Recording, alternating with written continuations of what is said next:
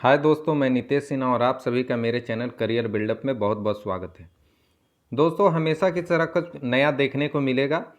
तो चलिए स्टार्ट करते हैं टॉपिक। लेकिन टॉपिक स्टार्ट करने से पहले जानते हैं कि कुछ मुद्दे होते हैं जो चर्चा के विषय बनी होती है, जिससे प्रश्न बनने के चांसेस कुछ ज़्यादा बने होते हैं और एग्ज़ाम के पॉइंट ऑफ व्यू से काफ़ी इंपॉर्टेंट होते हैं। तो हमेशा की तरह सबसे पहले हम लोग कुछ प्रश्न को देखते हैं, फिर उस पर्टिकुलर टॉपिक के बारे में जानेंगे जो चर्चा का विषय बनी हुई है और उनसे प्रश्न का दायरा पूछे जा सकते हैं एग्जाम में। तो चलिए फिलहाल हम लोग प्रश्न की ओर देखते हैं, फिर टॉपिक की ओर बढ़ेंगे। तो सबसे पहला प्रश्न हम लोग देखते हैं कि पूर्ण और प्रति व्यक्ति वास्तविक जीएनपी में वृद्धि आर्थिक विकास के उच्च स्तर को नहीं दर्शाता यदि ऑप्शन नंबर ए है औद्योगिक उत्पाद कृषि उत्पादन के साथ तालमेल बनाए रखने में विफल रहता है। ऑप्शन नंबर बी है कृषि उत्पादन औद्योगिक उत्पादन के साथ तालमेल बनाए रखने में विफल रहता है। ऑप्शन नंबर सी है गरीबी और बेरोजगारी में वृद्धि और ऑप्शन नंबर डी है निर्यात की तुलना में आयात तेजी से बढ़ता है। तो यहाँ तो फिलहाल आपके सामने ऑप्शन दिख रहा है सी सही है, लेकिन ये कैसे, इसके बारे में अभी डिटेल से चर्चा करेंगे और जानेंगे कि आखिर जीएनपी है क्या और उससे संबंधित मुद्दे हैं क्या।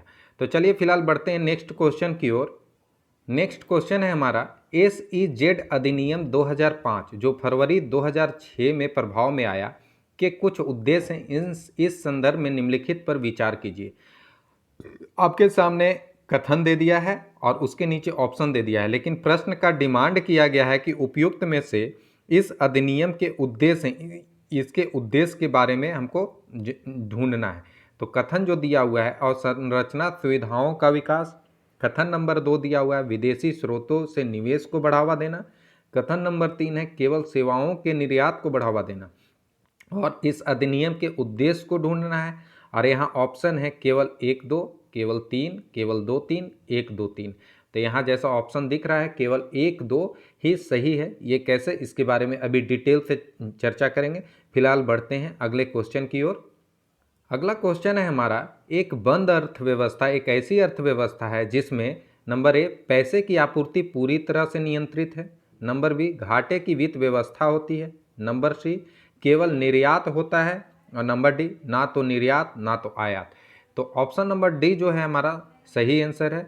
और ये कैसे, इसके बारे में अभी हम लोग लेख में डिटेल से चर्चा करेंगे। चलिए फिलहाल बढ़ते हैं। ये कुछ क्वेश्चन हैं जो प्रीलिम्स के पॉइंट ऑफ व्यू से काफ़ी इंपॉर्टेंट है, कुछ मेंस के भी पॉइंट ऑफ व्यू से हम लोग क्वेश्चन देखेंगे। तो चलिए बढ़ते हैं अगले क्वेश्चन की ओर। मेंस के पॉइंट ऑफ व्यू से कुछ क्वेश्चन हैं, जैसे भारत की अब तक की मुक्त व्यापार समझौता यानी फ्री ट्रेड एग्रीमेंट यात्रा का एक अवलोकन प्रदान कीजिए और देश की विदेश व्यापार नीति में प्रमुख परिवर्तनों के सुझाव दीजिए। तो इसको बनाने के तरीके के बारे में फिलहाल बढ़ते हैं हम लोग नेक्स्ट क्वेश्चन की ओर। अगला क्वेश्चन है हैंड इन हैंड 2007 एक संयुक्त आतंकवाद विरोधी सैन्य प्रशिक्षण भारतीय सेना के अधिकारियों और निम्नलिखित में से किस देश की सेना के अधिकारियों द्वारा आयोजित किया गया था। तो आपके सामने ऑप्शन है चीन, जापान, रूस और अमेरिका। जैसा कि ऑप्शन मेरे सामने है चीन, लेकिन ये क्यों किया गया था इसके बारे में डिटेल से अभी चर्चा करेंगे। फिलहाल हमारे साथ बने रहिए और बढ़ते हैं नेक्स्ट क्वेश्चन की ओर। मेंस के पॉइंट ऑफ व्यू से कुछ क्वेश्चन इंपॉर्टेंट होते हैं, जैसे मेंस के लिए एक क्वेश्चन है आतंकवाद का अभिशाप राष्ट्रीय सुरक्षा के लिए एक गंभीर चुनौती है, इस बढ़ते खतरे को रोकने के लिए आप क्या उपाय सुझाएंगे, आतंकवादी फंडिंग के प्रमुख स्रोत क्या हैं। तो इसके बारे में भी डिटेल से अभी चर्चा करेंगे कि फिलहाल चर्चा का विषय क्यों बना हुआ है। फिलहाल हम लोग बढ़ते हैं नेक्स्ट टॉपिक की ओर, नेक्स्ट क्वेश्चन की ओर। मेंस के पॉइंट ऑफ व्यू से कुछ क्वेश्चंस हैं, जैसे अभ्यास प्रश्न आपराधिक कृत्यों के उभार में भारतीय न्याय व्यवस्था में बदलाव की आवश्यकता की वृद्धि कर दी है, टिप्पणी कीजिए। इसे फिलहाल हम लोग डिटेल से अभी जानेंगे, फिर उसके बाद कोशिश करेंगे इस प्रश्न को डील करने की प्रक्रिया के बारे में। फिलहाल बढ़ते हैं नेक्स्ट क्वेश्चन की ओर। नेक्स्ट क्वेश्चन है हमारा मौत की सज़ा को कम करने में राष्ट्रपति की देरी सार्वजनिक पटल पर न्याय से इनकार के रूप में सामने आए हैं। क्या ऐसी याचिकाओं को स्वीकार या अस्वीकार करने के लिए राष्ट्रपति के लिए कोई समय निर्दिष्ट किया जाना चाहिए, विश्लेषण कीजिए। और अगला प्रश्न है हमारे सामने भारत में राष्ट्रीय मानवाधिकार आयोग यानी NHRC बेहतर ढंग से तभी प्रभावी हो सकता है जब इनके कार्य को अन्य तंत्रों द्वारा पर्याप्त रूप से समर्थन किया जाता है जो सरकार की जवाबदेही सुनिश्चित करते हैं। उपयुक्त अवलोकन के आलोक में मानवाधिकारों मानकों को बढ़ावा देने और उनकी रक्षा करने में न्यायपालिका और अन्य संस्थानों के प्रभावी पूरक के रूप में एनएचआरसी की भूमिका का आकलन करें। फिलहाल इस प्रश्न को हम लोग डिटेल से जानेंगे। फिलहाल बढ़ते हैं हम लोग नेक्स्ट क्वेश्चन की ओर। मेंस के पॉइंट ऑफ व्यू से अगला क्वेश्चन है, भारत में एमएसएमई क्षेत्र से संबंधित प्रमुख चुनौतियों को उजागर कीजिए और उसकी क्षमता को अधिकतम करने एवं भारतीय अर्थव्यवस्था को आगे ले जाने के लिए आवश्यक सुधारों को सुझाइए। फिलहाल हम लोग इस क्वेश्चन को भी डील करने की कोशिश करेंगे। अभी फिलहाल बढ़ते हैं अगले क्वेश्चन की ओर। प्रीलिम्स के पॉइंट ऑफ व्यू से कुछ क्वेश्चन इंपॉर्टेंट होते हैं, जैसे विनिर्माण क्षेत्र के विकास को बढ़ावा देने के लिए भारत सरकार की हालिया नीतिगत पहल क्या है। आपके सामने कथन और ऑप्शन दिया हुआ है, लेकिन क्वेश्चन का डिमांड किया गया है कि सही उत्तर को चुनना है। आपके सामने कथन है, राष्ट्रीय निवेश और विनिर्माण क्षेत्र की स्थापना। नंबर 2 है सिंगल विंडो क्लियरेंस का लाभ प्रदान करना। और नंबर 3 है प्रौद्योगिकी अधिग्रहण और विकास कोष की स्थापना। तो यहाँ फिलहाल तीनों सही है, तो 1, 2, 3 तीनों सही है। फिलहाल बढ़ते हैं नेक्स्ट क्वेश्चन की ओर। अगला क्वेश्चन है हमारे सामने, निम्नलिखित में से कौन समावेशी विकास के सरकार के उद्देश्य को आगे बढ़ाने में सहायता कर सकता है। आपके सामने कथन दिया हुआ है, स्वयं सहायता समूहों को बढ़ावा देना, सूक्ष्म लघु एवं मध्यम उद्यमों को बढ़ावा देना, शिक्षा का अधिकार अधिनियम को लागू करना, और नीचे दिए गए कूट का प्रयोग कर सही उत्तर को इसमें चुनना है। तो आपके सामने जो ऑप्शन है केवल एक 2, 2 3 और 1 2 3, यहाँ पर तीनों ऑप्शन जो है ये सही है। अब फिलहाल बढ़ते हैं हम लोग अब नए टॉपिक की ओर और डिटेल से इन सब प्रश्नों के बारे में चर्चा की जाएगी। तो चलिए बढ़ते हैं टॉपिक की ओर। पहला टॉपिक है हमारा, भारत के मुक्त व्यापार समझौते में संशोधन। आखिर ये है क्या फ्री ट्रेड एग्रीमेंट और इसमें संशोधन की आवश्यकता क्यों पड़ी है। तो आपको हम बता देते हैं कि ये लेख जो था हिंदू में प्रकाशित हुआ था, उसी आधार पर ये लेख है। तो चलिए स्टार्ट करते हैं। भारत वित्त वर्ष 2023 तक 450 से 500 बिलियन अमेरिकी डॉलर के महत्वाकांक्षी निर्यात यानी शिपमेंट लक्ष्य के साथ निर्यात उन्मुख घरेलू विनिर्माण को बढ़ावा देने के लिए पिछले 2 वर्षों से कई भागीदारों द्विपक्षीय और क्षेत्रीय दोनों के साथ मुक्त व्यापार समझौता यानी फ्री ट्रेड एग्रीमेंट पर वार्ता कर रहा है। वित्त वर्ष 2021-22 में भारत का निर्यात 418 बिलियन अमेरिकी डॉलर तक पहुंच गया, जो वित्त वर्ष 2018-19 में महामारी पूर्व के स्तर 331 बिलियन अमेरिकी डॉलर को पार कर गया। यद्यपि व्यापार में ये उपलब्धियां प्रशंसनीय हैं, फिर भी भारत में अभी भी व्यापक संभावनाएं मौजूद हैं जिन्हें साकार किया जाना चाहिए। यदि हम भारत के ट्रेड पोर्टल यानी इंडियाज़ ट्रेड पोर्टल के अनुमानों पर गौर करें तो कई क्षेत्रों विशेष रूप से फार्मास्यूटिकल्स, रत्न एवं आभूषण और रसायन में भारत की निर्यात क्षमता और वास्तविक निर्यात में व्यापक अंतर दिखाई देता है। इसलिए यह उपयुक्त समय होगा कि क्षेत्र विशिष्ट और बाजार विशिष्ट समस्याओं का समाधान किया जाए ताकि हम सभी क्षेत्र में निर्यात की पूर्ण क्षमता को साकार कर सकें। मुक्त व्यापार समझौता है क्या, इसके बारे में थोड़ा सा जानते हैं। फ्री ट्रेड एग्रीमेंट विभिन्न देशों या क्षेत्रीय ब्लॉकों के बीच एक समझौता होता है जो व्यापार बढ़ाने के दृष्टिकोण से आपसी बातचीत के माध्यम से व्यापार बाधाओं यानी ट्रेड बैरियर्स को कम करने या उन्हें समाप्त करने का लक्ष्य रखता है। इसमें माल, सेवाएं, निवेश, बौद्धिक संपदा, प्रतिस्पर्धा, सरकारी खरीद और अन्य क्षेत्र शामिल हैं। मुक्त व्यापार की यह अवधारणा व्यापार संरक्षणवाद या आर्थिक अलगाववाद का विलोम है। फ्री ट्रेड एग्रीमेंट्स को अधिमान्य व्यापार समझौते यानी प्रेफरेंशियल ट्रेड एग्रीमेंट यानी पीटीए, व्यापक आर्थिक सहयोग समझौते यानी कंप्रहेंसिव इकोनॉमिक कॉरपोरेशन एग्रीमेंट यानी सीईसीए और व्यापक आर्थिक भागीदारी समझौते कॉम्प्रहेंसिव इकोनॉमिक पार्टनरशिप एग्रीमेंट यानी सीईपीए के रूप में वर्गीकृत किया जा सकता है। एफटीएज का वैश्विक अर्थव्यवस्था पर प्रभाव।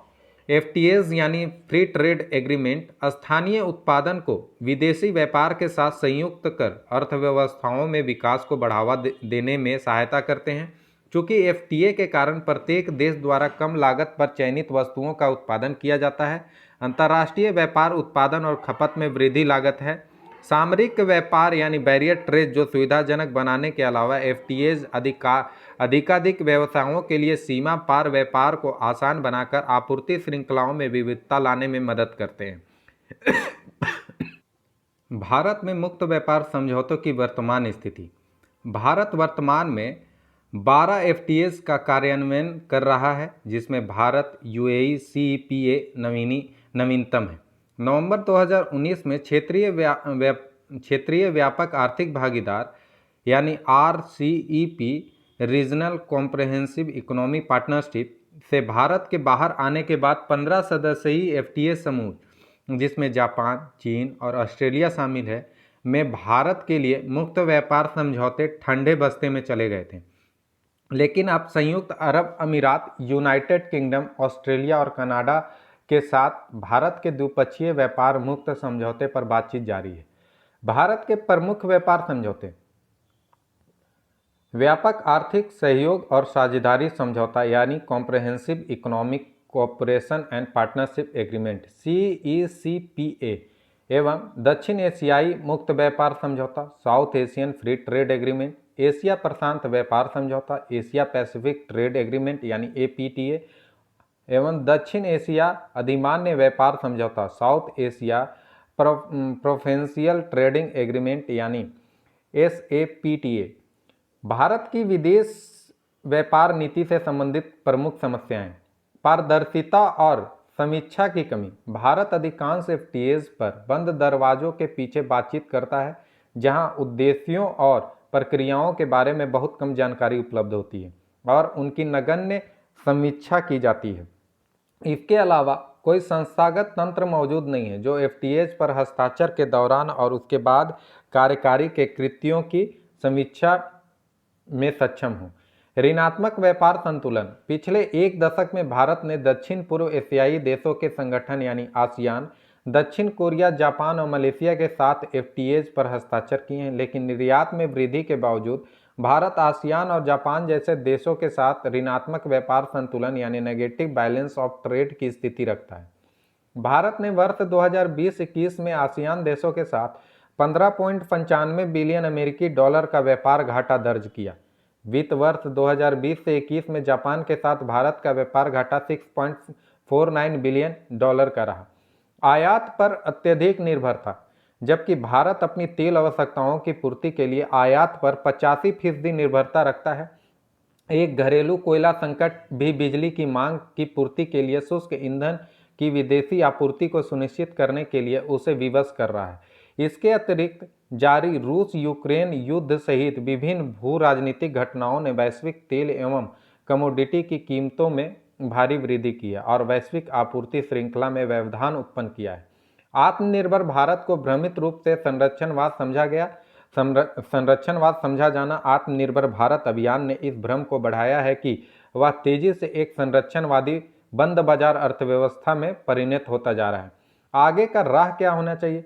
खुली और प्रतिस्पर्धी अर्थव्यवस्थाओं की ओर भारत में व्यापार नीति ढांचे को आर्थिक सुधार का सहयोग प्रदान किया जाना चाहिए, जिसके परिणाम स्वरूप एक खुली, प्रतिस्पर्धी और प्रौद्योगिकी रूप से उन्नत अर्थव्यवस्था का निर्माण होगा। इसलिए भारत को वैश्विक आर्थिक नेटवर्क में उद्यमियों को शामिल करने पर ध्यान देना चाहिए, जो उन्हें अधिक वित्तीय सुरक्षा प्राप्त कर सकने का अवसर देगा। एमएसएमई क्षेत्र को सुदृढ़ बनाना: सकल घरेलू उत्पाद में लगभग 29% और अंतर्राष्ट्रीय व्यापार में 40% के योगदान के साथ एमएसएमई महत्वाकांक्षी निर्यात लक्ष्यों को प्राप्त करने में प्रमुख खिलाड़ी होने की भूमिका रखते हैं। भारत के लिए विशेष आर्थिक क्षेत्रों यानी स्पेशल इकोनॉमी जोन SEZ को एमएसएमई क्षेत्र से जोड़ना और छोटे व्यवसाय को प्रोत्साहन करना महत्वपूर्ण है। घरेलू आधार पर विस्तार करना: भारत में इंजीनियरिंग वस्तुओं, इलेक्ट्रॉनिक उत्पाद, ड्रग और फार्मास्यूटिकल्स, वस्त्र और कृषि मशीनरी जैसे मूल्यवर्धित उत्पादों में अपने घरेलू विनिर्माण आधार को सुदृढ़ करने की आवश्यकता है, जिसका उपयोग फिर निर्यात को बढ़ावा देने के लिए किया जा सकता है। और संरचनात्मक विकास: एक सुदृढ़ आधारभूत संरचना नेटवर्क जिसमें गोदाम, बंदरगाह, परीक्षण प्रयोगशाला, प्रमाणन केंद्र आदि शामिल है, भारतीय निर्यातकों को वैश्विक बाजार में प्रतिस्पर्धा कर सकने में सक्षम बनाएगा। भारत को आधुनिक व्यापार अभ्यासों को भी अपनाने की आवश्यकता है, जिन्हें निर्यात प्रक्रियाओं के डिजिटलीकरण के माध्यम से लागू किया जा सकता है। इससे समय और लागत दोनों के बीच बचत होगी। एफटीएज की समीक्षा, वाणिज्य समिति एफटीएज की समीक्षा करने, समझौते एवं वार्ताओं के विभिन्न पहलुओं पर चर्चा करने और इस प्रकार विधायिका के लिए कार्यकारी जवाबदेही सुनिश्चित करने का कार्य सौंपा जाना चाहिए। अब प्रश्न है, भारत की अब तक की मुक्त व्यापार समझौता यात्रा का एक अवलोकन प्रदान कीजिए और देश की विदेश व्यापार नीति में प्रमुख परिवर्तनों को सुझाइए। तो इसे बनाने का कोशिश कीजिए और हमें कमेंट करके जरूर बताइए। अगला प्रश्न है प्रीलिम्स के पॉइंट ऑफ व्यू से, पूर्ण और प्रति व्यक्ति वास्तविक जीडीपी में वृद्धि आर्थिक विकास के उच्च स्तर को नहीं दर्शाती यदि औद्योगिक उत्पादन कृषि उत्पादन के साथ तालमेल बनाए रखने में विफल रहता है। नंबर बी है, कृषि उत्पादन औद्योगिक उत्पादन के साथ तालमेल बनाए रखने में विफल रहता है। नंबर सी है, गरीबी और बेरोजगारी में वृद्धि। और नंबर डी है, निर्यात की तुलना में आयात तेजी से बढ़ना। तो ये नंबर सी जो है, गरीबी और बेरोजगारी में वृद्धि। फिलहाल बढ़ते हैं नेक्स्ट क्वेश्चन की ओर। SEZ यानी स्पेशल इकोनॉमी जोन अधिनियम 2005 जो फरवरी 2006 में प्रभाव में आया के कुछ उद्देश्य हैं, इस संदर्भ में निम्नलिखित पर विचार कीजिए। और संरचना सुविधाओं का विकास, विदेशी स्रोतों से निवेश को बढ़ावा देना, केवल सेवाओं के निर्यात को बढ़ावा देना। उपयुक्त में से कौन से अधिनियम के उद्देश्य हैं? केवल 1, 2, केवल 3, केवल 2, 3 और 1, 2, 3 तीनों। तो इसमें से केवल 1 और 2 जो हैं वो राइट आंसर है। नंबर तीसरा क्वेश्चन है, एक बंद अर्थव्यवस्था ऐसी अर्थव्यवस्था है जिसमें वर्ष 2011 जिसमें पैसे की आपूर्ति पूरी तरह से नियंत्रित है, घाटे की वित्त व्यवस्था होती है, केवल निर्यात होता है, ना तो निर्यात ना तो आयात होता है। बंद अर्थव्यवस्था में ना तो निर्यात होता है ना ही आयात होता है। अगला टॉपिक है हमारा आतंकवाद के खतरे पर अंकुश। ये चर्चा का विषय क्यों बना हुआ है और इम्पोर्टेंट क्यों है?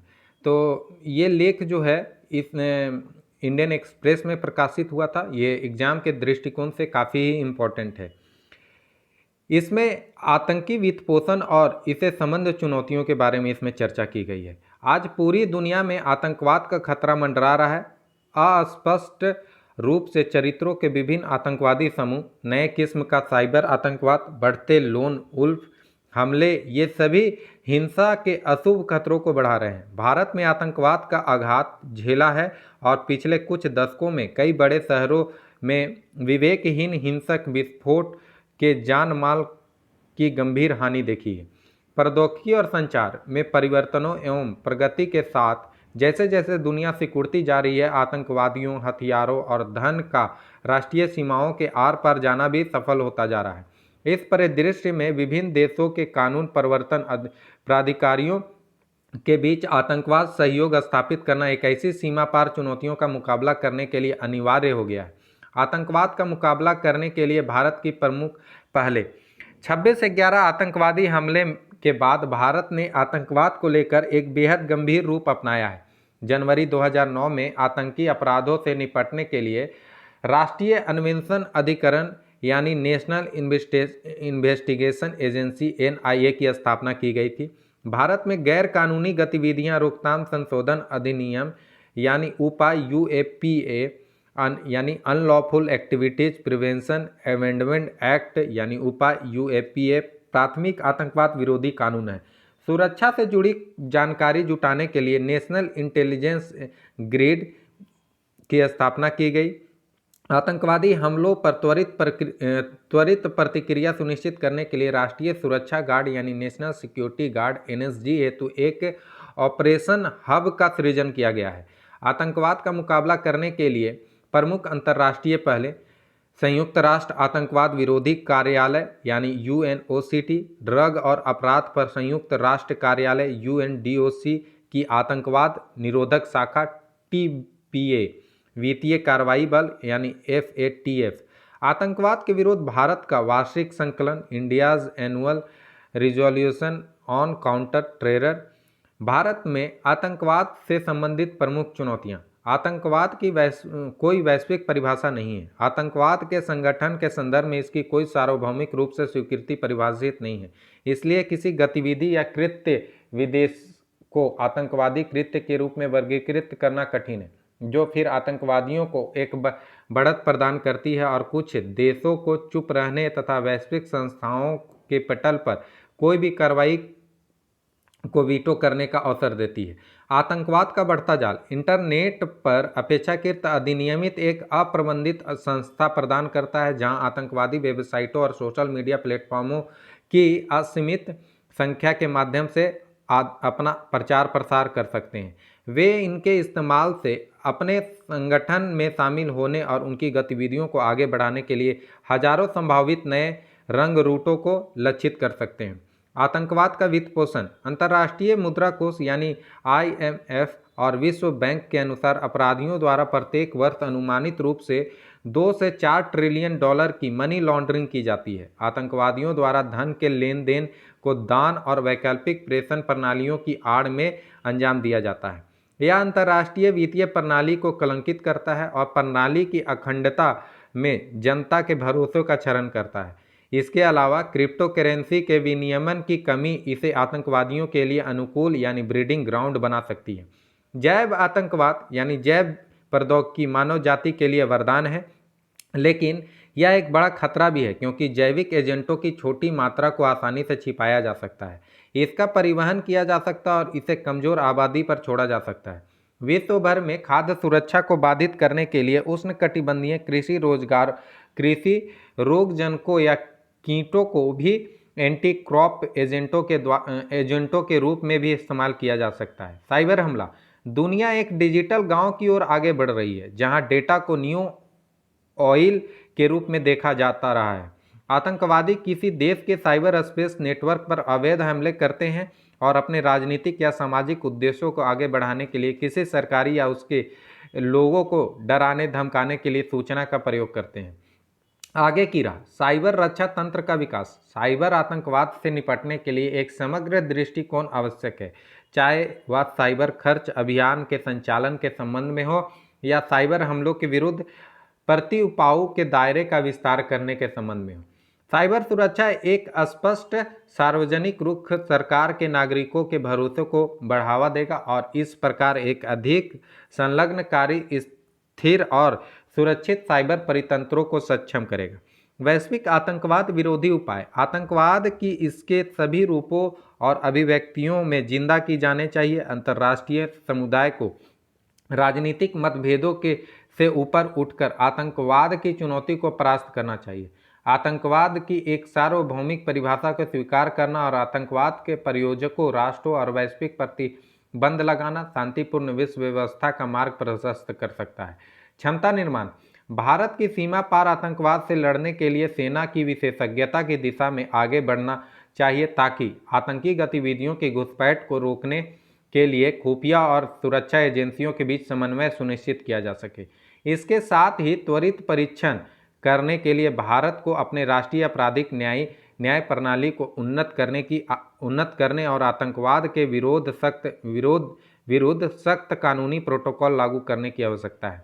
आतंकवाद वित्त पोषण पर नियंत्रण आतंकवाद के वित्त पोषण पर अंकुश लगाने के लिए कानूनों को सुदृढ़ करने की आवश्यकता है, जहां बैंकों के लिए आवश्यक हो कि वे अपने ग्राहकों के संबंध में सम्यक तत्परता रखें और किसी भी संदिग्ध लेन देन की रिपोर्ट करें। इसके अलावा भारत को क्रिप्टो करेंसी के विनियमन की दिशा में आगे बढ़ाना चाहिए। भारत द्वारा दिल्ली में नो मनी फॉर टेरर सम्मेलन की मेजबानी करना इस दिशा में एक महत्वपूर्ण कदम होगा। युवाओं को आतंकवाद के चुंगल में फंसने से रोकना, अहिंसा, शांतिपूर्ण सहअस्तित्व और सहिष्णुता के मूल्यों को बढ़ावा देने में शैक्षिक प्रतिष्ठानों की महत्वपूर्ण भूमिका को देखते हुए कट्टरपंथी विरोधी कार्यक्रम में इन्हें प्रमुखता से शामिल किया जाना चाहिए। इसके साथ ही आर्थिक और सामाजिक असमानताओं से निपटने के लिए नीतियों का निर्माण से असंतुष्ट युवाओं को आतंकवाद की ओर आकर्षित होने से रोकने में मदद मिलेगी। क्वेश्चन है हमारा, प्रौद्योगिकी प्रगति के साथ साथ आतंकवाद के विकास पर चर्चा कीजिए। आतंकवाद के खतरों को रोकने के लिए अपनाए जा सकने वाले उपायों को सुझाइए। इसे बनाने का कोशिश कीजिए और हमें लाइक कमेंट करके जरूर बताइए। अब अगला क्वेश्चन है फिल्म्स के पॉइंट ऑफ व्यू से, हैंड इन हैंड 2007 एक संयुक्त आतंकवाद विरोधी सैन्य प्रशिक्षण भारतीय सेना के अधिकारियों और निम्नलिखित में से किस देश की सेना के अधिकारियों द्वारा आयोजित किया गया था? चीन, जापान, रूस, अमेरिका, चीन के द्वारा यह आयोजित किया गया था। वहीं मेंस का एक क्वेश्चन है कि आतंकवाद का अभिशाप राष्ट्रीय सुरक्षा के लिए एक गंभीर चुनौती है। इस बढ़ते खतरे को रोकने के लिए आप क्या उपाय सुझाएंगे? आतंकवादी फंडिंग के प्रमुख स्रोत क्या हैं? तो इसके बारे में चर्चा कीजिए और हमें कमेंट करके बताइए। अगला टॉपिक है हमारा भारतीय आपराधिक न्याय प्रणाली को पुनर्जीवित करना। ये चर्चा का विषय क्यों बना हुआ है? ये एक्चुअली जितना भी ये टॉपिक है ये इम्पोर्टेंट टॉपिक है और ये हाल फिलहाल हमारे समाचार पत्रों में देखा गया है। तो ये टॉपिक को देखते हैं आखिर ये है क्या। समय के साथ आपराधिक न्याय प्रणाली में आया परिवर्तन उल्लेखनीय रहा है। अपरिपक्व आदिम और प्रथागत कानूनी व्यवस्था से लेकर वर्तमान आधुनिक जटिल न्यायिक ढांचा तक की इसकी यात्रा अपराधों और प्रशासन की लगातार उभरती एवं बदलती प्रकृति का परिणाम रही है। उपयुक्त कारकों के संश्लेषण में भारतीय न्याय वितरण प्रणाली में परिवर्तन की आवश्यकता बढ़ा दी है। इस वहनीय एवं प्रभावी विवाद समाधान तंत्रों और प्रौद्योगिकी संचालित त्वरित परीक्षण की मांगों को रेखांकित करती है ताकि न्याय वितरण ढांचे में सक्षम गेम चेंजिंग परिवर्तन के लिए भारत को तैयार किया जा सके। भारत में आपराधिक न्याय प्रणाली की संरचना। भारतीय आपराधिक न्याय प्रणाली उन सरकारी एजेंसियों से मिलकर बनी है जो कानून का प्रवर्तन करती है, अपराधों का अधिनिर्णय करती है और आपराधिक व्यवहार में सुधार लाती है। इसमें 4 उप प्रणालियां शामिल हैं: विधायिका यानी संसद, प्रवर्तन पुलिस तंत्र, अधिनिर्णय न्यायालय, सुधार यानी कारावास, सामुदायिक सुविधाएं। भारत में आपराधिक न्याय प्रणाली का विकास। भारतीय इतिहास के पूरे कार्यकाल में विभिन्न शासकों के अधीन विभिन्न भूभागों में विभिन्न आपराधिक न्याय प्रणालियों का विकास हुआ और उन्होंने प्रमुखता प्राप्त की। ब्रिटिश शासन के दौरान भारत में आपराधिक कानूनों को संहिताबद्ध किया गया था जो अभी तक प्रायः अपरिवर्तित रूप से बनी हुई हैं। भारतीय दंड संहिता यानी Indian penal code IPC Bharat की आधिकारिक आपराधिक संहिता है जिसे वर्ष 1833 के चार्टर्ड अधिनियम के तहत वर्ष 1834 में स्थापित पहले विधि आयोग की अनुशंसा के अनुरूप वर्ष 1860 में तैयार किया गया था। इसी क्रम में आपराधिक प्रक्रिया संहिता यानी कोड ऑफ क्रिमिनल प्रोसीड्यूर्स यानी CRPC भारत में आपराधिक कानून के प्रशासन हेतु प्रक्रियाएं प्रदान करती है। इसे वर्ष 1973 में अधिनियमित किया गया था और यह 1 अप्रैल 1974 से प्रभावी हुआ है। भारत में आपराधिक न्याय प्रणाली से संबंधित वर्तमान समस्याएं।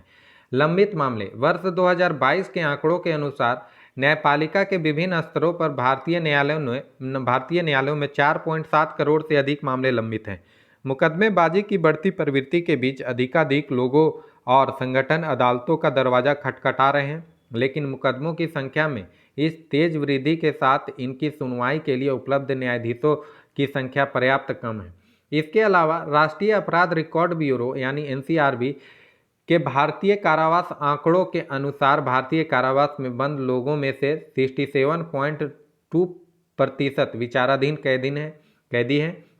औपनिवेशिक प्राकृतिक आपराधिक न्याय प्रणाली के सारभूत एवं प्रक्रियात्मक दोनों ही पहलुओं को ब्रिटिश औपनिवेशिक काल में देश पर शासन करने के उद्देश्य से अभिकल्पित किया गया था।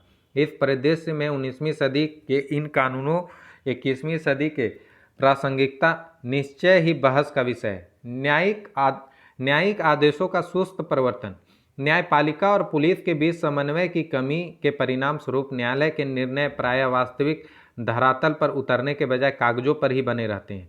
उदाहरण के लिए सूचना प्रौद्योगिकी अधिनियम 2000 की धारा 66 एक कंप्यूटर या किसी अन्य संचार उपकरण के माध्यम से आपत्तिजनक संदेश भेजने के लिए दंड का निर्धारण करती है, लेकिन सर्वोच्च न्यायालय द्वारा धारा 66A को निरस्त किए जाने के बाद भी पुलिस द्वारा इसके तहत गिरफ्तारियां की जाती रही। यह समन्वय की कमी और निर्णयों को धरातल पर लागू करने की विफलता को प्रकट करती है। कारावास में अमानवीय व्यवहार। वर्षों से आलोचकों द्वारा बंदियों के प्रति जेल कर्मचारियों के उदासीन और यहाँ तक कि अमानवीय व्यवहार के बारे में बार बार शिकायत की जाती रही है। इसके साथ ही हिरासत में बलात्कार और मौतों के विभिन्न मामलों सामने आते रहे हैं जो कैदियों के मानवाधिकारों के उल्लंघन की पुष्टि करते हैं। भाषाई बाध्यताएं। वर्तमान में संवैधानिक योजनाओं के अनुसार भारत के सर्वोच्च न्यायालय और उच्च न्यायालय के लिए आधिकारिक भाषा अंग्रेजी है, जब तक संसद विधि द्वारा अन्यथा उपबंध ना करे, अनुच्छेद 348(1) के अनुसार। विभिन्न भाषाई पृष्ठभूमि में आने वाले लोगों के लिए सांविधिक भाषा की जटिलता कानूनी व्यवस्था को समझना कठिन बना देती है। यह भाषाई अवरोध अपने अधिकारों के बारे में उनकी साझा को सीमित करती है, उनकी जागरूकता की कमी को सघन करता है और उन्हें न्याय तक पहुंच सकने से प्रभावी रूप से अवरुद्ध करता है।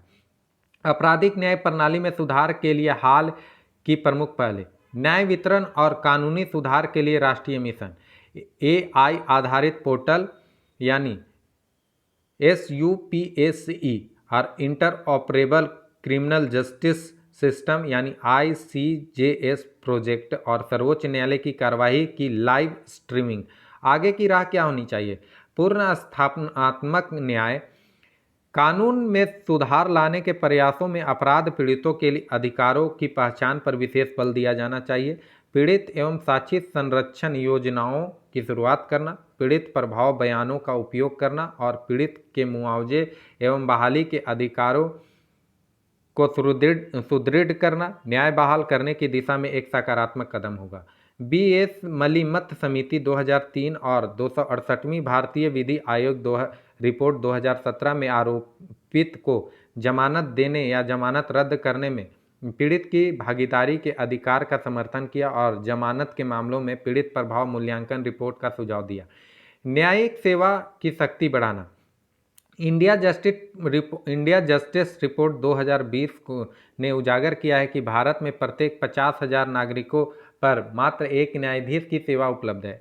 अधीनस्थ स्तर पर अधिक न्यायाधीशों की नियुक्ति कर न्यायिक सेवाओं की संख्या में पर्याप्त वृद्धि करने की आवश्यकता है।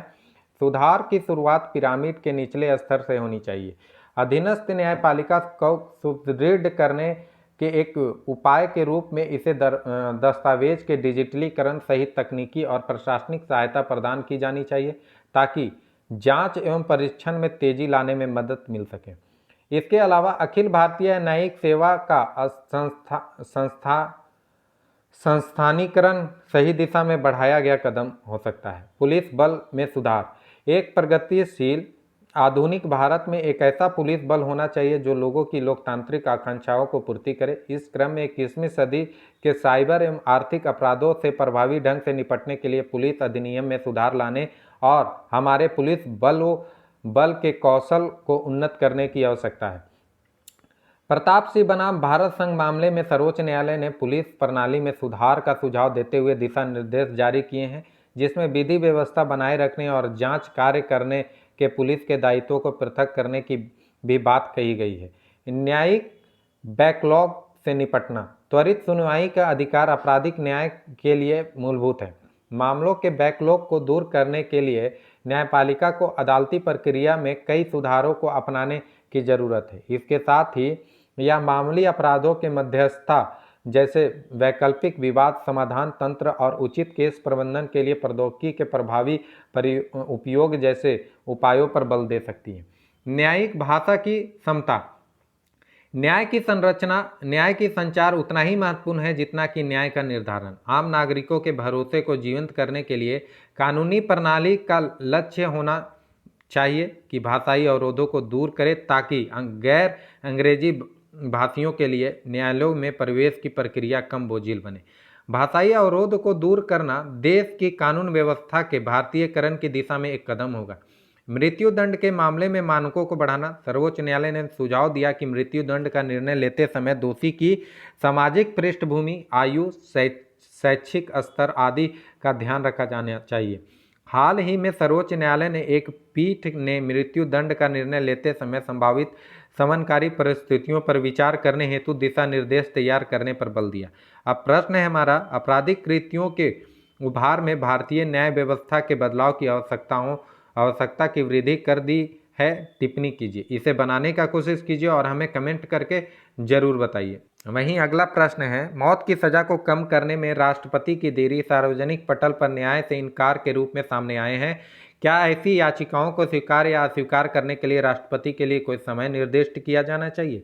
विश्लेषण कीजिए, तो इसे डील करने की कोशिश कीजिए। अगला प्रश्न है, भारत में राष्ट्रीय मानवाधिकार आयोग यानी NHRC बेहतर ढंग से तभी प्रभावी हो सकता है जब इसके कार्यों को अन्य तंत्रों द्वारा पर्याप्त रूप से समर्थित किया जाता है, जो सरकार की जवाबदेही सुनिश्चित करते हैं। उपयुक्त अवलोकन के आलोक में मानवाधिकार मानकों को बढ़ावा देने और उसकी रक्षा करने में न्यायपालिका और अन्य संस्थानों के प्रभावी पूरक के रूप में NHRC की भूमिका का आकलन करें। इसे भी बनाने का कोशिश करें और हमें कमेंट करके जरूर बताएं।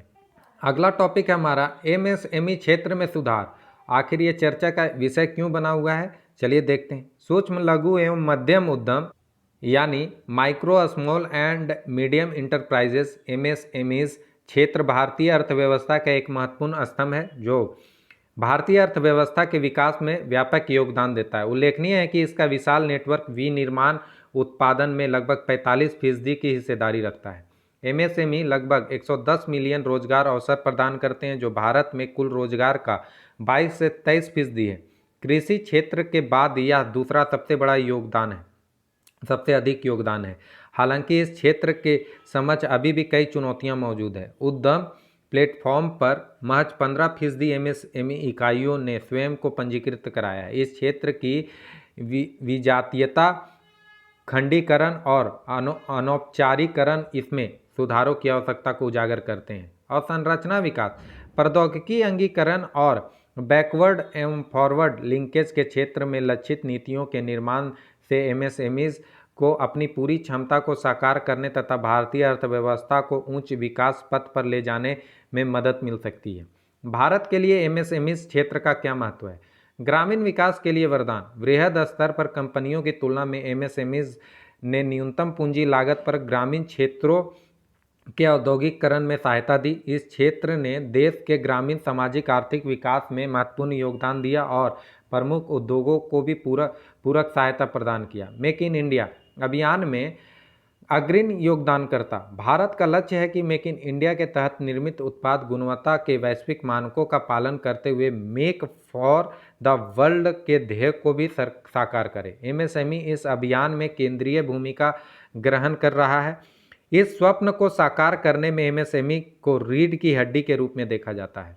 उद्यमों के लिए सरल प्रबंधन संरचना। भारत की मध्यवर्गीय अर्थव्यवस्था को ध्यान में रखते हुए MSME एक लचीलापन प्रदान करता है कि इसे निजी स्वामित्व व नियंत्रण में सीमित संसाधनों के साथ शुरू किया जा सकता है। इससे निर्णय लेना आसान और कुशल हो जाता है। इसके विपरीत एक बड़े निगम को प्रत्येक विभागीय कार्यकरण के लिए एक विशेषज्ञ की आवश्यकता होती है, क्योंकि इसकी एक जटिल संगठनात्मक संरचना होती है। आर्थिक विकास और लेवरेज निर्यात। यह भारत में सबसे महत्वपूर्ण विकास प्रेरक है जो सकल घरेलू उत्पाद में 8% का योगदान करता है। आजकल बहुराष्ट्रीय कंपनियां छोटे उद्यमों से अर्धनिर्मित और सहायक उत्पाद खरीद रही है। यह भारत में MSME आधार और बड़ी कंपनियों के बीच संबंध निर्माण का अपार संभावनाएं प्रदान करती है। भारत में MSME क्षेत्र के समकक्ष विद्यमान चुनौतियां। वित्तीय बाधा। भारतीय अर्थव्यवस्था में छोटी फर्मों और व्यवसायों के लिए वित्त तक पहुंच हमेशा से समस्याग्रस्त रहा है। यह व्यवसायों के साथ साथ MSME क्षेत्र के लिए एक बड़ी बाधा है। हालांकि इसके बारे में सबसे चिंताजनक तथ्य यह है कि केवल 16% SMEs को ही समय पर वित्त की सुविधा मिल पाती है, जिसके परिणाम स्वरूप लघु और मध्यम फर्मों को अपने स्वयं के संसाधनों पर निर्भर रहने के लिए विवश होना पड़ता है। नवाचार की कमी। भारतीय MSMEs को नवाचार की कमी और उसके द्वारा उत्पादित अधिकांश उत्पाद पुरानी प्रौद्योगिकियों पर आधारित है। इस क्षेत्र में उद्यमियों की भारी कमी, जिसमें इसे नई प्रौद्योगिकियों और साधनों को अपना सकने से अवरुद्ध कर रखा है। परिणाम स्वरूप MSMEs को पुरानी पड़ रही प्रौद्योगिकी के साथ साथ विशेष रूप से बड़ी फर्मों की तुलना में उत्पादकता के निम्न स्तर के साथ संघर्ष करना पड़ रहा है। छोटी फर्मों का बहुमत। MSME में सूक्ष्म और लघु व्यवसायों की हिस्सेदारी 80% से अधिक है। इस प्रकार संवाद एवं जागरूकता की कमी के कारण वे सरकार के आपातकालीन यानी line of credit, stress asset relief equity भागीदारी और फंड ऑफ फंड ऑपरेशन का लाभ नहीं उठा पाते। एमएसएमईज में औपचारिकता का अभाव, एमएसएमईज में औपचारिकता का अभाव है और यह क्रेडिट अंतराल में योगदान देता है। देश में विनिर्माण क्षेत्र के लगभग 86% लगभग एमएसएमईज पंजीकृत नहीं है। आज भी लगभग 1.1 करोड़ एमएसएमईज ही वस्तु एवं सेवा कर के तहत पंजीकृत हैं। एमएसएमई से संबंधित हाल की प्रमुख सरकारी पहलें, एमएसएमई प्रदर्शन को बेहतर और इसकी गति को तेज लाने की योजना यानी rising and accelerating MSME performance RAMP scheme. सूक्ष्म और दूसरा है सूक्ष्म एवं लघु उद्यम credit guarantee trust fund for micro and small enterprises यानी CGTMSE। ब्याज सब्सिडी पात्रता प्रमाण पत्र यानी interest subsidy eligibility certificate ISEC। वहीं नवाचार ग्रामीण उद्योग और उद्यमिता के संवर्धन के लिए योजना scheme for promoting innovation rural industry and entrepreneurship यानी एस्पायर ASPIRE। प्रौद्योगिकी उन्नयन के लिए credit linked capital subsidy for technology upgradation यानी क्लास CLCSS। आगे की राह क्या होनी चाहिए? विनियामक तंत्र यानी डेटा अर्थव्यवस्था के बढ़ते महत्व के साथ यह आवश्यक हो गया है कि सरकार एमएसएमईज को सलाह एवं परामर्श देने के लिए एक स्वतंत्र निकाय का गठन करे और उन्हें आर्थिक आघात से बचने हेतु नियामक उपाय करे। आपूर्ति श्रृंखला वित्त यानी सप्लाई चेन फाइनेंस या एमएसएमई की तत्काल कार्यशील पूंजी की आवश्यकताओं की पूर्ति करने में मदद कर सकता है या उन्हें जल्दी भुगतान करने या उन पर बकाया निधियों तक त्वरित पहुंच प्राप्त करने और उसकी विनिर्माण गतिविधि में शून्य दोष और शून्य प्रभाव अभ्यासों को शामिल करने का अवसर दे सकता है। लेनदेन को स्वचालित करने के लिए प्रौद्योगिकी सक्षम प्लेटफॉर्म बनाए जा सकते हैं जिससे एमएसएमई के लिए भुगतान को ट्रैक करना आसान हो जाएगा। इस तरह से निर्बाध और त्वरित वित्तपोषण के साथ एमएसएमई आसानी से व्यापार विस्तार में निवेश कर सकते हैं, नए कच्चे माल की खरीद कर सकते हैं और अपनी सूची को आगतन कर सकते हैं। सरकारी परियोजनाओं को स्थानीय एमएसएमई से जोड़ना। सरकार प्रस्तावित सार्वजनिक खरीदों एवं परियोजनाओं का लाभ उठाकर घरेलू विनिर्माण क्षमताओं के सृजन में महत्वपूर्ण भूमिका निभा सकती है।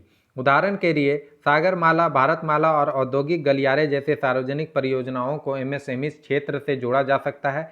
इंडस्ट्री एकेडमिया चैनल विनिर्माण क्षेत्र में उभरती अर्थव्यवस्थाओं की पहचान करने और रोजगार योग्य कार्यबल तैयार करने के लिए सरकारी उद्योग और शिक्षा जगत के बीच एक वृहद संबंध की आवश्यकता है जो औद्योगिक क्रांति 4.0 में योगदान कर सकेगा। समर्पित एमएसएमई पोर्टल एमएसएमई औपचारीकरण और पंजीकृत के लिए एक पोर्टल का निर्माण किया जा सकता है। यह न केवल पारदर्शिता लाएगा बल्कि धोखाधड़ी एवं डेटा दुरुपयोग को कम करने में भी मदद करेगा। इसे एमएसएमई के लिए एक पूर्ण बाजार के रूप में भी विकसित किया जा सकता है जिसके माध्यम से विक्रेता यानी फॉरवर्ड और बैकवर्ड लिंकेज विकसित कर सकते हैं।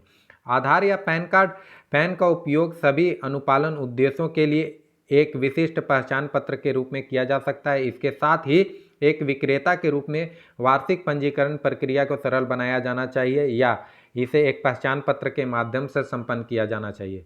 विवाद समाधान के लिए ई-कोर्ट राष्ट्रीय कंपनी कानून न्यायाधिकरण यानी NCLT की कार्यवाही में प्रायः एमएसएमई क्षेत्र के लिए बहुमूल्य वित्तीय संसाधनों की निकासी होती है। मामलों के त्वरित निपटान के लिए ऋण समाधान हेतु वैकल्पिक तरीकों को अपनाकर जैसे ई-कोर्ट्स के माध्यम से NCLT ढांचे को मजबूत करने की आवश्यकता है। क्षेत्र के अंदर डिजिटल अंगीकरण को प्रोत्साहित करना। एमएसएमई क्षेत्र के अंदर डिजिटल अंगीकरण यानी विशेष रूप से कृत्रिम बुद्धिमत्ता और क्वांटम प्रौद्योगिकी जैसे विघटनकारी तकनीकों के अंगीकरण को प्रोत्साहित करने से यह उद्योग एक प्रौद्योगिकी उछाल प्राप्त कर सकता है। अब एक प्रश्न था, भारत में एमएसएमई क्षेत्र से संबंधित प्रमुख चुनौतियों को उजागर कीजिए और उसकी क्षमता को अधिकतम करने एवं भारतीय अर्थव्यवस्था को आगे ले जाने के लिए आवश्यक सुधारों को सुझाइए। तो दोस्तों इस प्रश्न को बनाने का कोशिश कीजिए और हमें कमेंट करके ज़रूर बताइए। अब अगला क्वेश्चन है जो प्रीलिम्स के पॉइंट ऑफ व्यू से काफ़ी इंपॉर्टेंट था। जैसा कि हमने पहले भी पूछ चुके हैं कि विनिर्माण क्षेत्र के विकास को बढ़ावा देने के लिए भारत सरकार की हालिया नीतिगत पहल क्या है?